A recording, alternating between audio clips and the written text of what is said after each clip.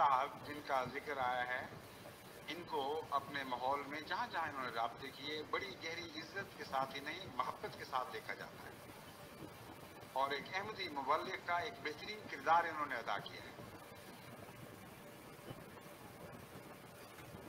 بسم اللہ الرحمن الرحیم۔ السلام علیکم ناظرین، ذکر کریں گے مولانا نسیم مہدی صاحب کا، جو 24 مئی کو اس دنیا فانی سے رخصت ہو گئے۔ انا للہ و انا الیہ راجعون۔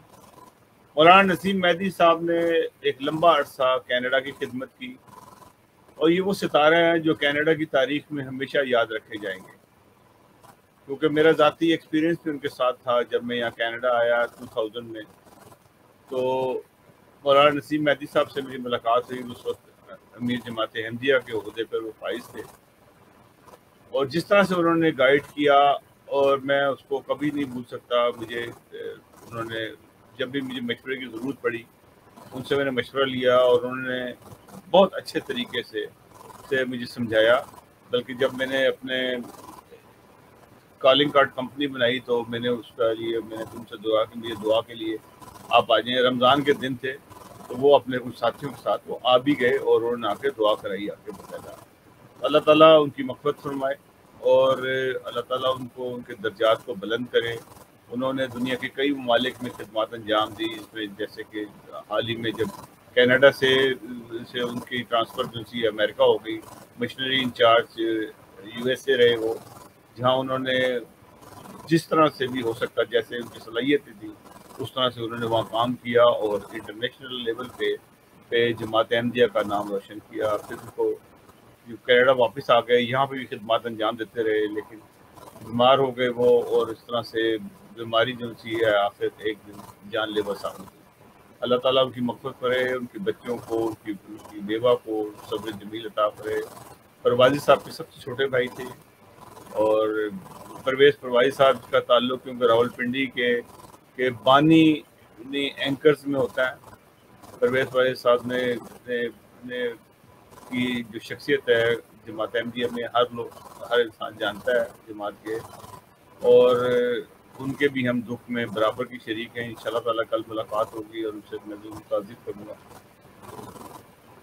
مولانا نسیم مہدی صاحب کا میں چاہتا تھا کہ کوئی ایسی ان کی تقریر ہو جو میں آپ کو سناؤں، جو شہادت پہ مبنی، کیونکہ ابھی حال ہی میں ایک اکھاڑا کی جو شہادت ہوئی، اور اس کے اوپر ان کی ایک بہت یادگار تقریر تھی جو 2011 کے جلسہ سالانہ جرمنی پہ انہوں نے ارشاد فرمائی۔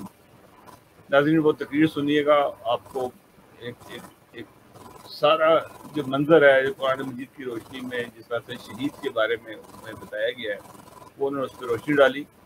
الحمدللہ نسیم مہدی صاحب نے جس طرح سے حضرت خلیفۃ المسیح رابع نے کہا، ان کی شخصیت ایسی تھی کہ جو بھی ان سے ملتا تھا ان کو وہ یاد رکھتا تھا، اور ہمیشہ ان کو ایک اچھے ناموں سے ہمیشہ پکارتا تھا۔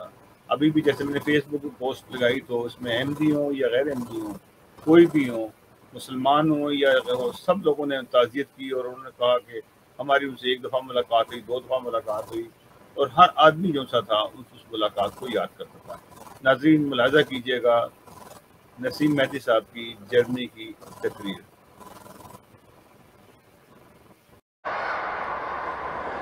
آج کے اجلاس کی پہلی تقریر مکرم مولانا نسیم مہدی صاحب مبلغ انچارج امریکہ کی ہے۔ آپ کی تقریر کا موضوع ہے ثمرات شہادت، ہر شہادت تیرے دیکھتے دیکھتے پھول پھل جائے گی۔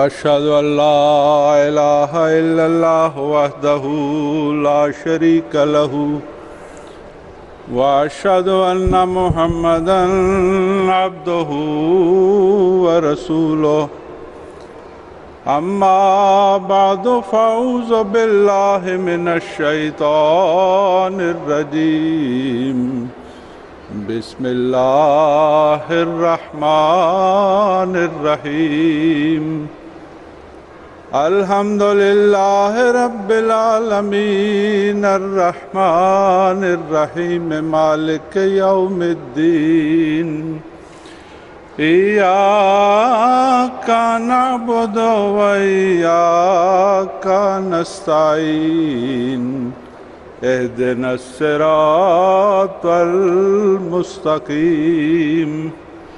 صراط الذین انعمت علیہم غیر المغضوب علیہم ولا الضالین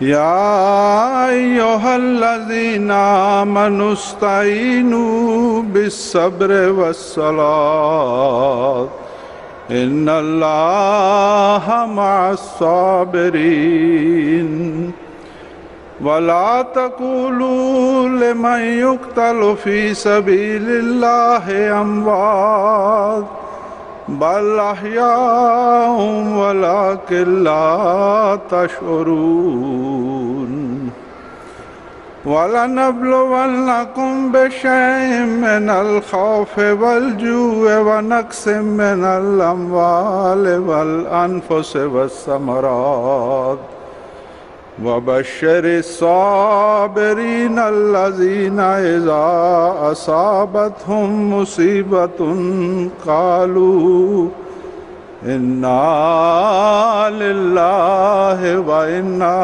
إِلَيْهِ رَاجِعُونَ أُولَئِكَ عَلَيْهِمْ صَلَوَاتٌ مِّن رَّبِّهِمْ وَرَحْمَةٌ وَأُولَئِكَ هُمُ الْمُهْتَدُونَ۔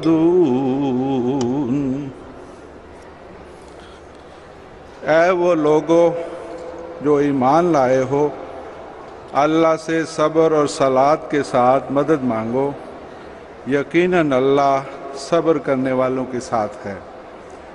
اور جو اللہ کی راہ میں قتل کیے جائیں ان کو مردے نہ کہو، بلکہ وہ تو زندہ ہیں لیکن تم شعور نہیں رکھتے۔ اے مومنو، ہم تمہیں اس طرح پر آزماتے رہیں گے کہ کبھی کوئی خوفناک حالت تم پر طاری ہوگی، اور کبھی فقر و فاقہ تمہارے شامل حال ہوگا، اور کبھی تمہارا مالی نقصان ہوگا، اور کبھی جانوں پر آفت آئے گی، اور کبھی اپنی محنتوں میں ناکام رہو گے، اور حسب المراد نتیجے کوششوں کے نہیں نکلیں گے، اور کبھی تمہاری پیاری اولاد مرے گی۔ پس ان لوگوں کو خوشخبری ہو کہ جب ان کو کوئی مصیبت پہنچے تو وہ کہتے ہیں کہ ہم خدا کی چیزیں اور اس کی امانتیں اور اس کے مملوک ہیں، پس حق یہی ہے کہ جس کی امانت ہے اس کی طرف رجوع کرے۔ یہی لوگ ہیں جن پر خدا کی رحمتیں ہیں، اور یہی لوگ ہیں جو خدا کی راہ کو پا گئے۔ پیارے بھائیوں اور بہنوں، السلام علیکم ورحمۃ اللہ وبرکاتہ۔ خاکسار ناچیز کو ارشاد ہوا ہے کہ ثمرات شہادت کے موضوع پر آپ کی خدمت میں اپنی گزارشات پیش کرے۔ وما توفیقی الا باللہ العلی العظیم۔ عربی زبان میں شہادت کا لفظ گواہی کے لیے آتا ہے۔ یہ غائب کا متضاد ہے، یعنی حاضر۔ قرآن کریم میں اللہ کی صفت عالم الغیب و شہادہ آئی ہے۔ شاہد اور شہید ہم معنی ہیں، یعنی حاضر اور گواہ۔ اللہ تعالیٰ کی صفت شہید قرآن کریم میں 19 بار آئی ہے، جیسے ان اللہ علی کل شیء شہید، یعنی اللہ ہر جگہ موجود ہے، اس سے کوئی چیز اوجھل نہیں، وہ ہر چیز پر گواہ اور نگران ہے۔ تمام انبیاء بشمول حضرت محمد مصطفیٰ صلی اللہ علیہ وسلم کو قرآن کریم میں شہید کہا گیا ہے، کیونکہ وہ اللہ کی ذات کی گواہی دیتے ہیں اور اپنی قوموں پر قیامت کے روز گواہ ہوں گے۔ کلمہ شہادت میں اشہد اللہ الہ الا اللہ انہی معنوں میں ہے۔ اشہد اس شہد کو کہتے ہیں جو چھتے سے نہ نکالا گیا ہو، خدا تعالیٰ کی راہ میں جان دینا بھی شہادت کہلاتا ہے، اور جان دینے والے کو شہید کہتے ہیں، جس کی جمع شہداء ہے۔ اب سوال پیدا ہوتا ہے کہ اگر شہید کے معنی گواہ کے ہیں تو شہید کو شہید ہم کیوں کہتے ہیں؟ نمبر 1، ایسے شخص کے حق میں فرشتے جنت کی گواہی دیتے ہیں۔ نمبر 2، جس نے خدا کی خاطر حق کی گواہی دیتے ہوئے جان دے دی۔ نمبر 3، جو کلمہ شہادت پڑھا تھا اپنے عمل سے اس کی تصدیق کر دی۔ اور نمبر 4، حضرت مسیح موعود علیہ السلام نے فرمایا شہید کا مقام وہ مقام ہے جہاں وہ اللہ کو گویا دیکھتا اور مشاہدہ کرتا ہے۔ اور نمبر 6، حضور علیہ السلام نے فرمایا شہید کا لفظ شہد سے نکلا ہے، خدا کی راہ میں تلخی جھیلتے ہیں جس میں وہ شہد کی طرح شیرینی اور حلاوت پاتے ہیں، اور جیسے شہد میں لوگوں کے لیے شفا ہے، یہ لوگ بھی ایک تریاق ہوتے ہیں، ان کی صحبت میں آنے والے امراض سے نجات پاتے ہیں۔ پیارے بھائیوں اور بہنوں، اسلام کی حقیقت کیا ہے؟ اور حضرت صلی اللہ علیہ وسلم کو جو اول المسلمین کہا گیا اس کے کیا معنی ہیں؟ حضرت صلی اللہ علیہ وسلم کو ارشاد خداوندی ہوتا ہے قل ان صلاتی و نسکی و محیای و مماتی للہ رب العالمین لا شریک لہ و بذالک امرت وانا اول المسلمین۔ حضرت مسیح موعود علیہ السلام نے اس کا ترجمہ یوں فرمایا کہ میری نماز، میری قربانی اور میرا زندہ رہنا اور میرا مرنا اس خدا کے لیے ہے جس کی ربوبیت تمام چیزوں پر محیط ہے، مجھے یہی حکم ہے کہ میں ایسا کروں۔ اور وَأَنَا أَوَّلُ الْمُسْلِمِينَ کے ترجمے پر غور فرمائیں، اور اسلام کے مفہوم پر قائم ہونے والا یعنی خدا کی راہ میں اپنے وجود کی قربانی دینے والا سب سے اول میں ہوں۔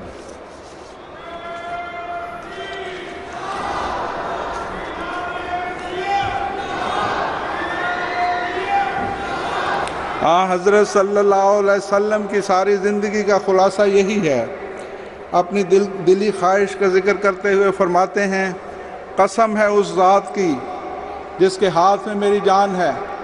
حضرت محمد مصطفیٰ صلی اللہ علیہ وسلم فرما رہے ہیں قسم ہے اس ذات کی جس کے ہاتھ میں میری جان ہے، میری تو دلی تمنا اور خواہش ہے کہ میں خدا کی راہ میں مارا جاؤں، پھر زندہ کیا جاؤں، پھر اس کی راہ میں مارا جاؤں، پھر زندہ کیا جاؤں، پھر اس کی راہ میں شہید کیا جاؤں۔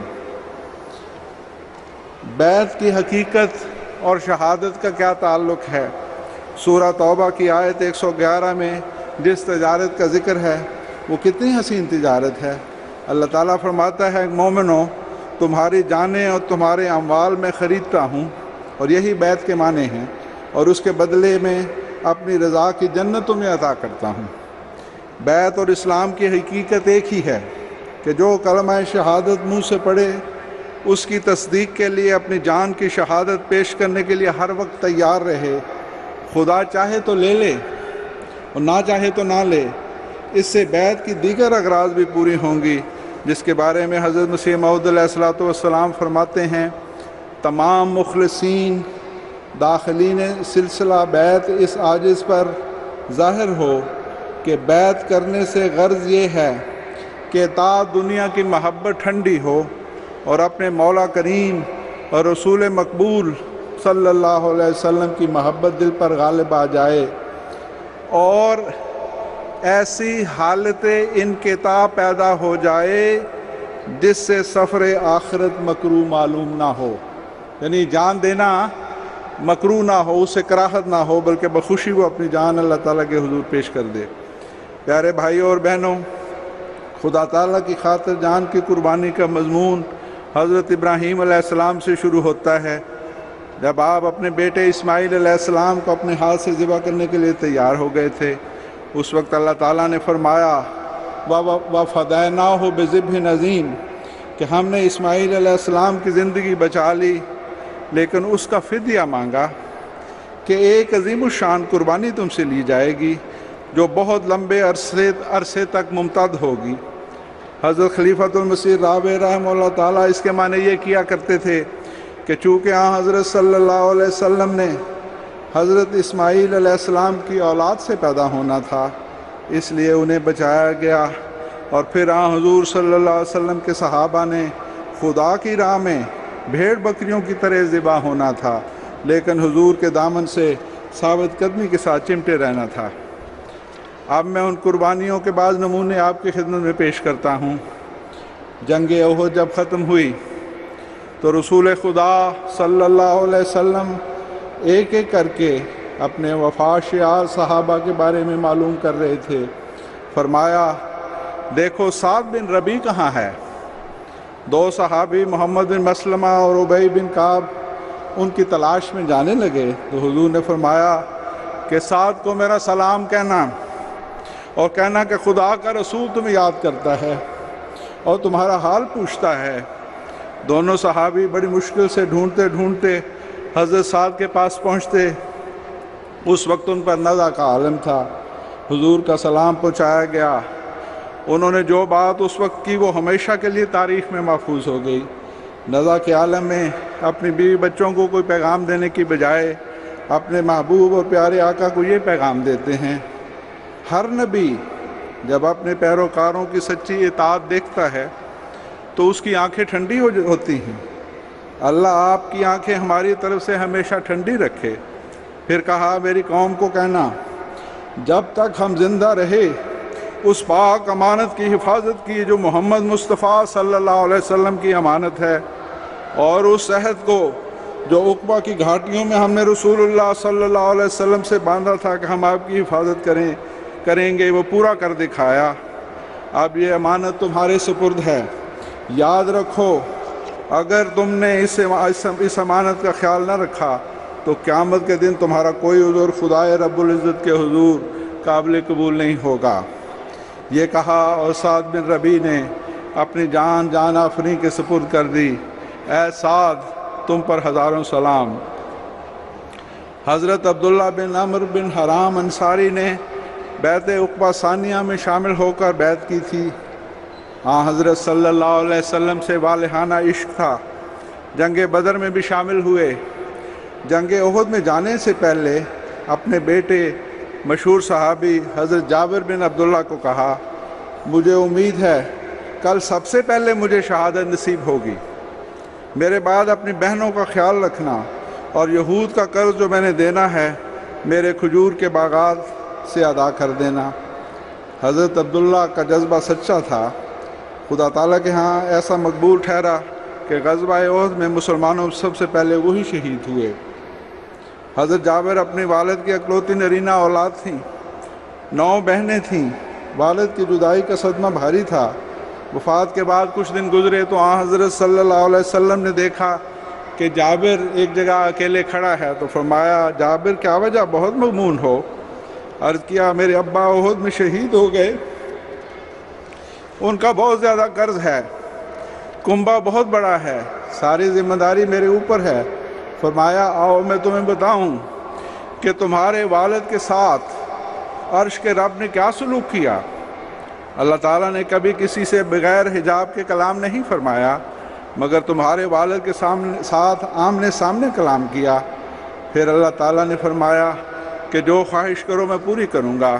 اس پر تمہارے والد نے کہا کہ مجھے دوبارہ دنیا میں بھیجا جائے تاکہ میں دوبارہ شہید ہو کر آؤں۔ فرمایا، یہ بات میری سنت کے خلاف ہے، یہ بات پوری نہیں ہو سکتی۔ حضور انور نے حضرت جابر کی سرپرستی فرمائی اور کمال شفقت سے خصوصی دعا کی، اور اللہ تعالیٰ نے موجزانہ طور پر سارے قرض کی ادائیگی کا انتظام کھجور کے باغات میں غیر معمولی برکت کی وجہ سے ہو گیا۔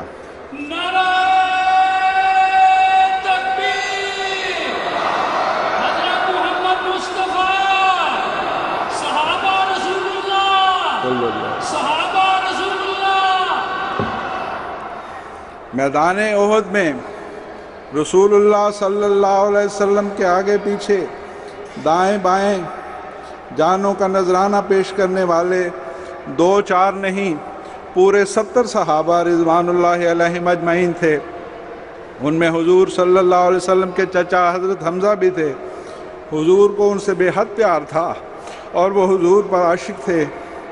آپ کی لاش کا مسئلہ کر کے اسے مسح کر دیا گیا۔ اس پر بس نہیں، ہندا نے آپ کا کلیجہ نکال کر اپنے دانتوں تلے چبایا اور اپنی درندگی کا ثبوت دیا۔ حضور صلی اللہ علیہ وسلم نے فرمایا، میں نے اس سے زیادہ تکلیف دہ منظر آج تک نہیں دیکھا۔ آپ کے لیے کفن کی 2 چادریں لائی گئیں، مگر قریب ایک انصاری بھائی کی بے کفن لاش دیکھ کر ایک چادر اس پر ڈالی گئی اور ایک چادر کا کفن حضرت حمزہ کو دیا گیا۔ چادر چھوٹی نکلی، سر ڈھانپتے تو پاؤں ننگے ہو جاتے، آخر پاؤں کی طرف گھاس ڈال دی گئی۔ حضور صلی اللہ علیہ وسلم نے ان کے لیے دعائے مغفرت کی۔ پھر ایک انصاری کے میت حضرت حمزہ کی میت کے پاس رکھی گئی اور حضور نے دعائے مغفرت فرمائی۔ پھر اسی طرح حضرت حمزہ کی میت وہاں موجود رہی اور ایک ایک کر کے تمام شہداء کو لا کر رکھا گیا اور حضور نے دعا فرمائی۔ گویا 70 مرتبہ دعا ہوئی اور حضرت حمزہ کی میت ہر دفعہ حضور کے سامنے تھی۔ حضرت صلی اللہ علیہ وسلم کو احد کے شہداء سے بہت محبت تھی۔ ایک دفعہ سفر پر تھے اور احد پہاڑ پر نظر پڑی تو فرمایا، احد کا پہاڑ ہمیں بہت پیارا ہے، اسے ہم سے محبت ہے اور ہمیں اس سے پیار۔ بلا شبہ جبل احد سے پیار کی وجہ شہدائے احد کا وہ خون تھا جو اس کے دامن میں بہایا گیا۔ اے احد کے پہاڑ، تیرے شہیدوں کو سلام۔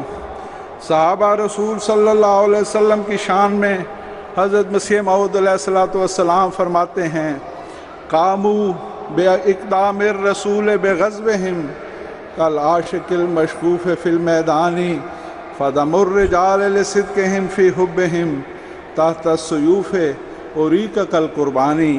یعنی محمد رسول اللہ صلی اللہ علیہ وسلم کے صحابہ میدان جنگ میں سچے عاشقوں کی مانند کود پڑے اور آگے قدم بڑھاتے چلے گئے، اور ان بہادر اور عظیم شان مردوں کا خون ان کی محبت میں صدق و صفا کی وجہ سے تلواروں تلے قربانیوں کی طرف بہایا گیا۔ یہی وہ ذبح عظیم تھی جس کا ذکر آ چکا۔ اب میں کچھ جنگ موتا کا ذکر کرتا ہوں۔ خیبر کی فتح کے بعد حضرت صلی اللہ علیہ وسلم نے رومی سرحدوں پر 3000 صحابہ کا ایک لشکر بھجوایا۔ اس کے سالار حضرت زید بن حارثہ تھے جو حضور کے منہ بولے بیٹے تھے، واحد صحابی رسول ہیں جن کا نام قرآن کریم میں مذکور ہے۔ سب سے پہلے اسلام لانے والوں میں سے تھے۔ حضور نے فرمایا، اگر زید شہید ہو جائیں تو سالار حضرت جعفر تیار ہوں گے۔ حضرت جعفر تیار حضرت ابو طالب کے بیٹے، حضرت علی کے بڑے بھائی، ہجرت حبشہ میں نجاشی بادشاہ کے سامنے مسلمانوں کی نمائندگی کرنے والے تھے، اور حضور کو یہ چچا زاد بھائی بہت ہی پیارا تھا۔ آپ نے فرمایا اگر جعفر شہید ہو جائیں تو عبداللہ بن رواحہ سالار جنگ ہوں گے۔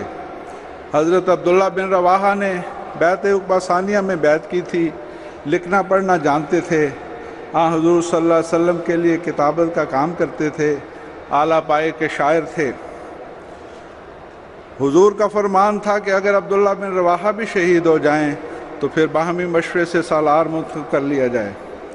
جنگ شروع ہوئی تو حضور انور صلی اللہ علیہ وسلم کو اللہ تعالیٰ نے کشفی طور پر اطلاع دے دی کہ یکے بعد دیگرے تینوں سالار، اور نشان یہ تھا کہ اسی ترتیب سے جس طرح حضور نے انہیں مقرر فرمایا تھا شہید ہو گئے ہیں۔ جب شہادت کی اطلاع حضرت زید بن حارثہ کے گھر پہنچی تو ان کی صاحبزادی روتے ہوئے نبی کریم سے لپٹ گئی۔ حضور بھی رو پڑے اور شدت غم سے آپ کی سسکی نکل گئی۔ اس پر حضرت سعد بن عبادہ نے عرض کیا، یا رسول اللہ یہ کیا ماجرا ہے؟ فرمایا ایک حبیب کا اپنے محبوب سے اظہار محبت۔ حضور صلی اللہ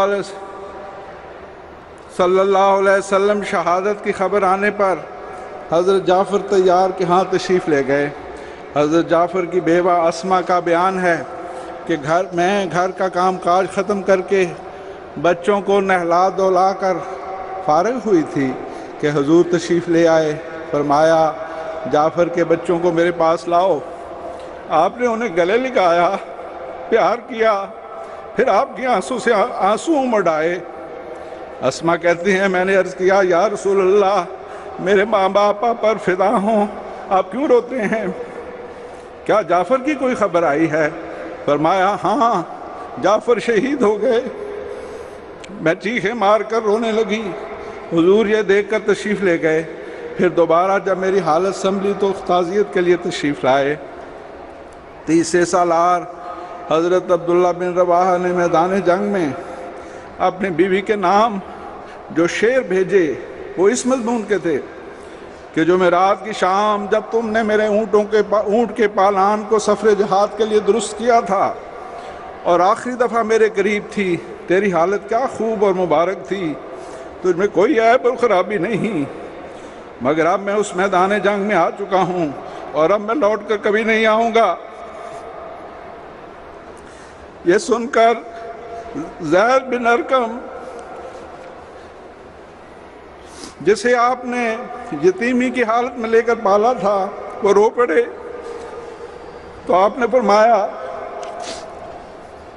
اس میں تمہارا کیا نقصان ہے کہ اگر خدا تعالیٰ مجھے شہادت کا رتبہ عطا کر دے۔ جب حضور انور نے 30 سالار جنگ کی شہادت کا ذکر فرمایا تو اس کے بعد فرمایا اس کے بعد خدا کی تلواروں میں سے ایک تلوار نے اسلام کا جھنڈا لے لیا، سنبھال لیا اور خدا تعالیٰ نے اسے فتح بخشی۔ یہ اللہ کی تلوار یا سیف اللہ حضرت خالد بن ولید تھے۔ حضرت خالد بن ولید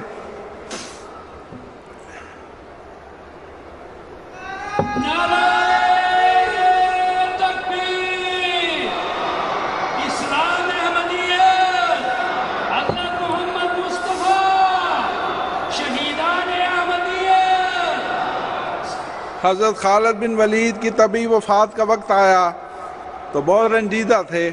ایک شخص کو کہا میرے جسم سے کپڑا اٹھا کر دیکھو، کیا تمہیں 1 انچ بھی ایسا نظر آ رہا ہے جہاں تلوار، نیزے یا تیر کے زخم کا نشان نہ ہو؟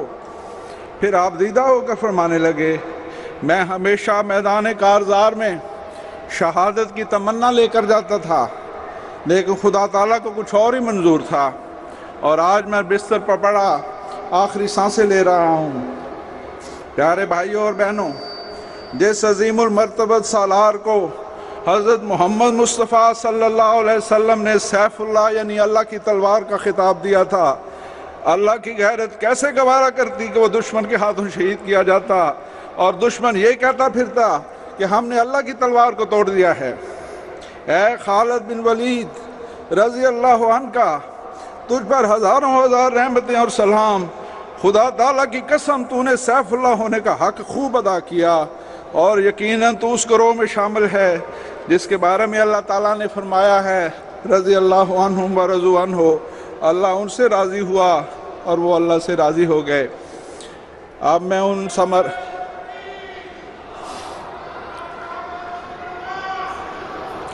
ثمرات شہادت کا ذکر کرتا ہوں جن کا تعلق انفرادی طور پر شہداء سے ہے۔ نمبر 1، اللہ تعالیٰ نے فرمایا وَلَا تَقُولُوا لِمَنْ يُقْتَلُ فِي سَبِيلِ اللَّهِ أَمْوَاتٌ، تم شہداء کو مردہ نہ کہو، وہ زندہ ہے۔ مرنے کے بعد تو ہر اچھا برا ایک زندگی پاتا ہی ہے، یہاں شہداء کے لیے خصوصی زندگی ہے، اسی لیے فرمایا تمہیں اس کا شعور نہیں۔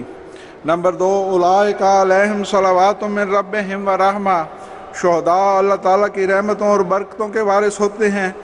نمبر 3، واولئک ہم المہتدون، وہ اپنی زندگی کے مقصد کو پائیں گے کیونکہ اللہ تعالیٰ ان کو اپنا رستہ دکھا دیتا ہے۔ نمبر 4، وَلَئِن قُتِلْتُمْ فِي سَبِيلِ اللَّهِ أَوْ مُتُّمْ لَمَغْفِرَةٌ مِّنَ اللَّهِ وَرَحْمَةٌ، شہداء کو مغفرت الہی اور رحمت عطا ہوتی ہے جسے اللہ تعالیٰ کی طرف سے یہ خوشخبری مل جائے کہ اس کے تمام گناہ اور خطائیں اور لغزشیں معاف ہو گئیں اور اللہ راضی ہو گیا، تو اسے اور کیا چاہیے۔ نمبر 5 فرمایا خیر مما یجمعون، جو شہداء کو ملتا ہے وہ دنیا کی تمام نعمتوں اور دولتوں سے بہتر ہے۔ نمبر 6 بل احیاء عند ربہم یرزقون، شہداء اللہ کے پاس ہیں، عند ربہم، اللہ کے اپنے رب کے پاس ہیں، اس کے مہمان ہیں، گویا وہ انہیں خود کھلاتا پلاتا ہے۔ اللہ اللہ کیا شان ہے کہ اللہ کی مہمانی سے متمتع ہو رہے ہیں۔ نمبر 7 فرحین بما آتاہم اللہ من فضلہ، اللہ تعالیٰ کے فضلوں کو پا کر شہداء غیر معمولی طور پر خوش ہیں اور خوشی سے پھولے نہیں سماتے۔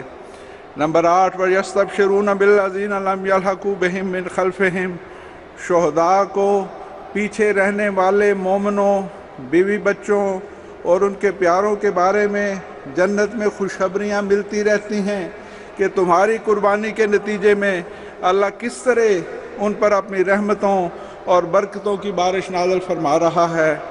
نمبر 9 اللہ خوف علیہم ولا ہم یحزنون، ان پر کوئی خوف نہیں ہوگا اور نہ وہ غمگین ہوں گے۔ جو جنت میں پہنچا اسے کیا خوف؟ مراد یہ ہے کہ ان کو اپنے لواحقین کی طرف سے تسلی ہوگی اور اطمینان ہوگا کہ اللہ ان کا حافظ و ناصر ہے۔ نمبر 10 وَأَنَّ اللَّهَ لَا يُضِيعُ أَجْرَ الْمُؤْمِنِينَ، شہداء کو تمام مومنوں کے بارے میں مسلسل خوشخبریاں ملیں گی کہ بحیثیت جماعت ان پر مسلسل اللہ کی نعمتیں اور فضل نازل ہو رہے ہیں اور وہ اپنے مقاصد میں کامیاب ہو رہے ہیں۔ گویا شہداء کو اسلام اور احمدیت کی کامیابیوں کی خبریں مسلسل ملتی رہیں گی۔ نمبر 11 والذین قتلوا فی سبیل اللہ فلن یضل اعمالہم، وہ جو اللہ کی راہ میں شہید کیے گئے ہیں اللہ ان کے اعمال کو ہرگز ضائع نہیں کرے گا، یعنی وہ مقاصد ان کی موت کے بعد جماعت مومنین ضرور حاصل کرے گی جن کے لیے یہ قربانی دی گئی ہے۔ اب میں شہادت کے وہ ثمرات جن کا تعلق جماعت مومنین سے ہے اس کا کچھ تذکرہ کرتا ہوں۔ نمبر 1 حضرت ابراہیم علیہ السلام اور حضرت اسماعیل علیہ السلام جان کی ایک قربانی دینے کے لیے تیار ہوئے۔ اللہ تعالیٰ نے ظاہری طور پر جان لینے کی ان کی اس نیت کو قبول فرمایا اور ایسے عظیم الشان فضل حضرت ابراہیم علیہ السلام اور آپ کی اولاد پر کیے کہ انسان حیران رہ جاتا ہے۔ بنی اسرائیل کے تمام انبیاء آپ کی اولاد سے ہوئے اور پھر سب سے بڑھ کر یہ کہ حضرت صلی اللہ علیہ وسلم حضرت اسماعیل علیہ السلام کی اولاد میں سے ہوئے۔ گویا ایک عظیم الشان قوم آپ کی ایک قربانی کی نیت کی وجہ سے بن گئی۔ نمبر 2 حضرت صلی اللہ علیہ وسلم اور آپ کے صحابہ قربانیاں اور جانوں کے نذرانے اللہ کے حضور نہ پیش کرتے تو کیا اسلام کو وہ عظیم الشان فتوحات حاصل ہوتی جن کو دیکھ کر انسانی عقل دنگ رہ جاتی ہے۔ اللہ تعالیٰ فعال لما یرید ہے، یعنی وہ جو چاہتا ہے کرتا ہے، وہ سب طاقتوں کا مالک ہے، لیکن یہ اس کی سنت مستمرہ ہے کہ وہ مومنین کی جماعت سے قربانیاں لیتا ہے اور اس کے بدلے میں ان پر اپنی رحمتوں اور فضلوں کی تیز بارش کرتا ہے۔ نمبر 3 ایک طرف اللہ تعالیٰ مومنین کی جماعت کو بڑھاتا چلا جاتا ہے اور دوسری طرف اس کے دشمنوں کا قلع کما کرتا چلا جاتا ہے۔ نمبر 4 حضرت سورہ محمد کے شروع میں اللہ تعالیٰ نے یہی مضمون بیان فرمایا ہے، یعنی اے مومنوں اگر تم اللہ کے دین کی مدد اپنی جانوں اور اموال سے کرو گے تو تمہیں اللہ تعالیٰ مضبوطی سے قائم کر دے گا، اور کفار پر افسوس، ان کی تمام کوششیں اور کام جو دین حق کو ختم کرنے کے لیے ہوں گے وہ ضائع کر دیے جائیں گے۔ کیا تم دنیا میں پھر کر نہیں دیکھتے کہ اس قسم کے لوگوں کا کیا انجام ہوا تھا اور اللہ نے کس سے ان کو تباہ و برباد کر دیا تھا، اور آج کل کے کافروں کا انہی جیسا حال ہوگا۔ پھر فرماتا ہے ذالک بأن اللہ مولی الذین آمنوا وأن الکافرین لا مولی لہم، یعنی یہ اس لیے ہوتا ہے کہ کافروں کا کوئی مولا نہیں اور مومنوں کا ایک مولا ہے۔ جب یہ آیت کریمہ میں لکھ رہا تھا تو مجھے حضرت خلیفۃ المسیح رابع رحمہ اللہ تعالیٰ کا وہ خطبہ جمعہ یاد آ گیا جس میں حضور نے اپنے زمانے کے فرعون کو متنبع فرمایا تھا، جو نعوذ باللہ احمدیت کو قادیانیت کہتا اور یہ کہتا تھا کہ یہ کینسر ہے جسے میں ختم کر دوں گا۔ حضرت خلیفۃ المسیح رابع نے فرمایا تھا جماعت احمدیہ کا ایک مولا ہے اور زمین و آسمان کا خدا ہمارا مولا ہے، لیکن میں تمہیں بتاتا ہوں کہ تمہارا کوئی مولا نہیں۔ خدا کی قسم، جب ہمارا مولا ہماری مدد کو آئے گا تو کوئی تمہاری مدد نہیں کر سکے گا۔ خدا کی تقدیر۔ تکبیر! اسلام احمدیت حضرت محمد مصطفیٰ غلام احمد کی خلافت احمدیہ۔ خدا کی قسم، جب ہمارا مولا ہماری مدد کو آئے گا تو تمہاری کوئی مدد نہیں کر سکے گا۔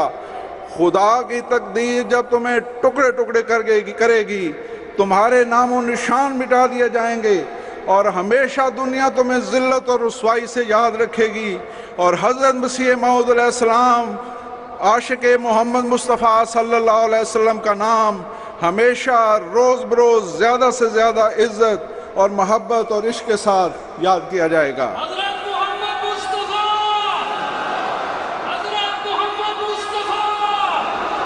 غلام احمد کی خلافت احمدیہ، جماعت احمدیہ عالمگیر، قادیات تمام۔ پیارے بھائی اور بہنوں، حضرت بانی سلسلہ احمدیہ مرزا غلام احمد قادیانی مسیح موعود و مہدی موعود نبی اللہ علیہ السلام نے اس زمانے میں اپنے پیارے آقا اور مطاع حضرت رسول اکرم محمد مصطفیٰ احمد مجتبیٰ خاتم النبیین و افضل الرسل صلی اللہ علیہ وسلم کے اسوے کو دوبارہ زندہ کر دیا۔ اپنے آقا و مولا کی طرح اپنے شوق شہادت کا ذکر کرتے ہوئے فرماتے ہیں، من آنستم کہ روز جنگ بینی پشت من، آمنم کاندر میں آنے خاک و خون بینی سرے۔ میں وہ نہیں ہوں کہ جنگ کے روز جس کی پشت نظر آئے، بلکہ میں وہ ہوں جس کا سر تمہیں خاک و خون میں لتھڑا ہوا نظر آئے گا۔ من آنستم کہ روز جنگ بینی پشت من، آمنم کا در میں آنے خاک و خون بینی سرے۔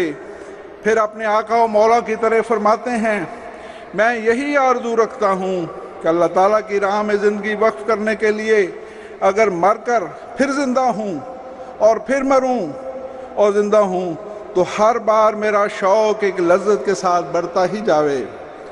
حضرت مسیح موعود علیہ السلام فرماتے ہیں،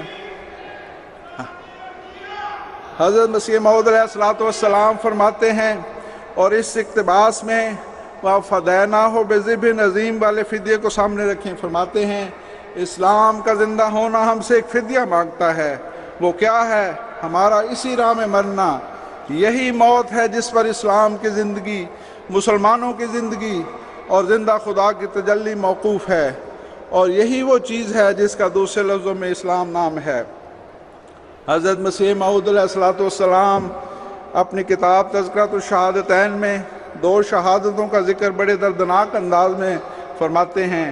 پہلی شہادت میاں عبد الرحمن صاحب رضی اللہ تعالیٰ عنہ کی تھی، جنہیں گلا گھونٹ کر شہید کیا گیا۔ پھر حضرت شہزادہ عبداللطیف کے تفصیلی واقعات اس کتاب میں درج ہیں۔ اس کا خلاصہ حضور کے ہی الفاظ میں پیش ہے۔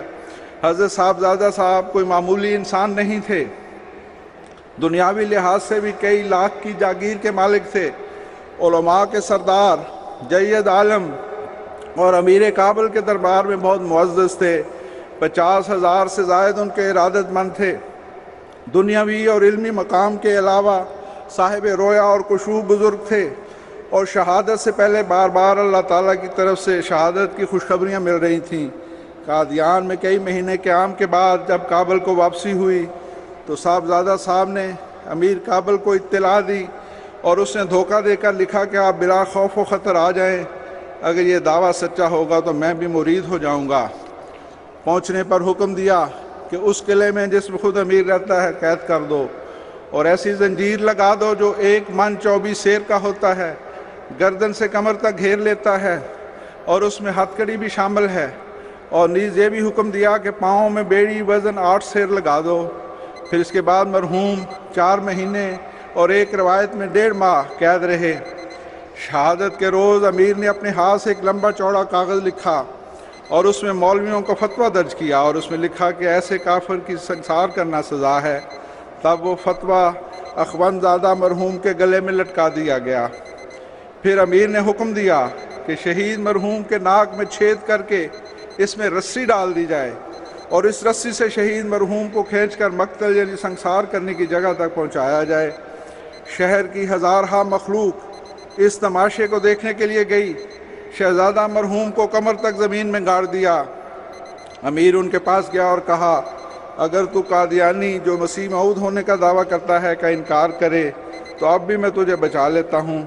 जब ऐसी नाज़ुक हालत से शहीद मरहूम ने बार बार कह दिया कि मैं ईमान को जान पर मुकद्दम रखता हूँ, तब काजी ने एक पत्थर चलाया जिस पत्थर से शहीद मरहूम को ज़ख्म कारी लगा और गर्दन झुक गई। फिर बाद इस बदकिस्मत अमीर ने अपने हाथ से पत्थर चलाया। फिर क्या था, इसकी पैरवी से हज़ारों पत्थर उस शहीद पर पड़ने लगे। फिर फरमाते हैं, ए अब्दुल लतीफ़, तेरे पर हज़ारों रहमतें कि तूने मेरी ज़िंदगी में ही अपने सिद्क़ का नमूना दिखाया, और जो लोग मेरी जमात में से मेरी मौत के बाद रहेंगे मैं नहीं जानता वो क्या काम करेंगे। फिर फरमाया, गौर से सुनिए, फरमाया, ए काबल की ज़मीन, तू गवार है कि तेरे पर सख्त जुर्म का इर्तिकाब किया गया। ए बदकिस्मत ज़मीन, तू खुदा की नज़र से गिर गई कि तू इस जुल्म अजीम की जगह है।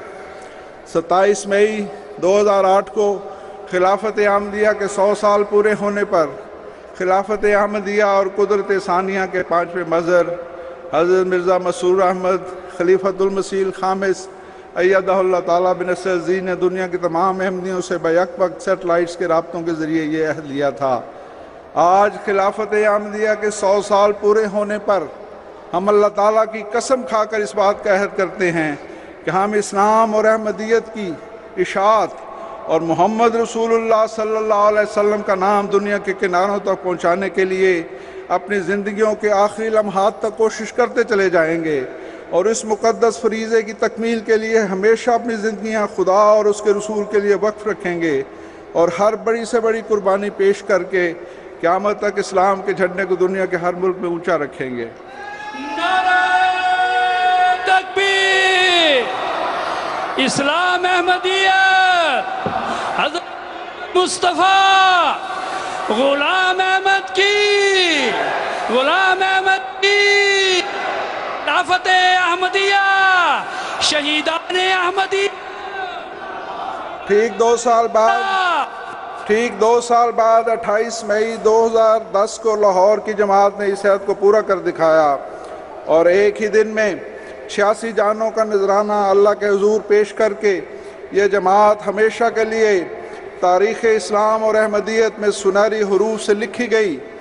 हुजूर अनवर अय्यदहुल्लाह ताला और सारी जमात के लिए एक अजीम शान सदमा था। ओहद के दिन और बेर माऊना के वाक़े में 70 सहाबा एक ही दिन में शहीद कर दिए गए थे। वैसे ही हालात थे उस वक़्त। अगर हज़रत सल्लल्लाहु अलैहि वसल्लम काबिल सब्र और इस्तिकामत से जमात मोमिनीन को न संभालते तो वह तेरे इस गम को बर्दाश्त न कर सकते। ऐसे ही हालात में कुर्बान जाऊँ हज़रत खलीफतुल मसीह खामिस सय्यदहुल्लाह ताला बिनस्र अज़ीज़ के, जिन्होंने जमात को संभाला और एक दफ़ा फिर कुरानी वादा वाला युबद्दिलन्नहुम मिन बाद खौफिहिम अमना के खिलाफत के ज़रिए अल्लाह ताला मोमिनों के खौफ की हालत को अमन में तब्दील कर देता है, पूरा हुआ। हज़रत खलीफतुल मसीह खामिस अय्यदहुल्लाह ताला बिनस्र अज़ीज़ ने फरमाया, आज हमारे शोहदा की खाक से भी यकीनन ये खुशबू आ रही है जो हमारे दिमागों को मुअत्तर कर रही है। उनकी इस्तिकामत हमें पुकार कर कह रही है कि जिस इस्तिकामत और सब्र का दामन तुमने पकड़ा है उसे कभी ना छोड़ना, यकीनन अल्लाह ताला अपने वादों में सच्चा है। फिर फरमाया, मुबारक हैं लाहौर के अहमदी जिन्होंने ये इस्तिकामत दिखाई, जाने वालों ने भी और पीछे रहने वालों में भी। अब आखिर में तज़किरतु शहादतैन से मुख्तसरन 2 हवाले पेश करता हूँ और मेरे ख़्याल में सबसे बड़ा समराए शहादत ये है कि 2 अशख़ास शहीद होते हैं और अल्लाह ताला ये खुशखबरी देता है कि ये जमात सारी दुनिया में फैला दी जाएगी। فرماتے ہیں اے تمام لوگوں سن رکھو کہ یہ اس کی پیشگوئی ہے جس نے زمین اور آسمان بنایا، وہ اپنی اس جماعت کو تمام ملکوں میں پھیلا دے گا اور حجت اور برہان کی روح سے سب پر ان کو غلبہ بخشے گا۔ وہ دن آتے ہیں بلکہ قریب ہیں کہ دنیا میں صرف یہی ایک مذہب ہوگا جو عزت سے یاد کیا جائے گا۔ خدا اس مذہب اور اس سلسلے میں فوق العادت برکت ڈالے گا اور ہر ایک جو اس کے معدوم کرنے کا فکر رکھتا ہے نامراد رکھے گا، اور یہ غلبہ ہمیشہ رہے گا یہاں تک کہ قیامت آ جائے گی۔ پھر لکھتے ہیں اور ابھی 30ویں صدی آج کے دن سے پوری نہیں ہوگی کہ عیسیٰ کا انتظار کرنے والے کیا مسلمان اور کیا عیسائی سخت نومید اور بدظن ہو کر اس جھوٹے عقیدے کو چھوڑیں گے، اور دنیا میں ایک ہی مذہب ہوگا اور ایک ہی پیشوا۔